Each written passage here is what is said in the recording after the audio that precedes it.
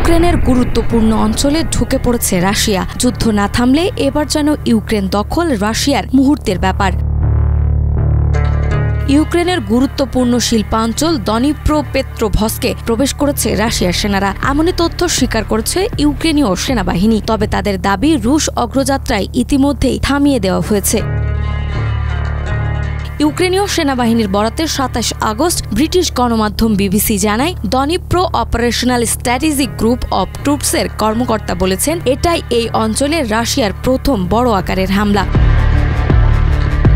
গত জুনেই রুশ কর্মকর্তারা জানিয়েছিলেন তারা দনিপ্রোপেত্রোভস্কে অভিযান শুরু করেছে। ইউক্রেনীয় ডিপ্রেসড ম্যাপিং প্রজেক্ট দাবি করেছে রুশ বাহিনীর সীমান্ত ঘেঁষা দুটি গ্রাম জাপোরিজকে ও নভোহিহোরিভকা দখল করেছে। তবে ইউক্রেনের জেনারেল স্টাফ এই দাবি নাকচ করেছে। তাদের মতে জাপোরিজকে এখনও ইউক্রেনের নিয়ন্ত্রণে এবং নভোহিহোরিভকার আশেপাশে যুদ্ধ চলছে।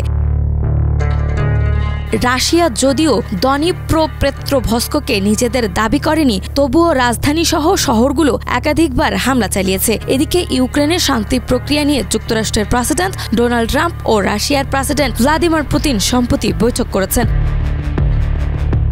বিবিসি জানায়, পুতিন ট্রাম্পকে জানিয়েছেন ইউক্রেন যদি দোনেৎস্কর অবশিষ্ট অঞ্চল ছাড় দেয় তবে তিনি যুদ্ধ শেষ করতে রাজি। তবে ইউক্রেনীয় কর্মকর্তারা ও ইউরোপীয় ইউনিয়নের পররাষ্ট্রনীতি প্রধান কায়া কালাস সতর্ক করেছেন এটিকে ফাঁদ হিসেবে দেখা উচিত। নাজমা, মাই টিভি।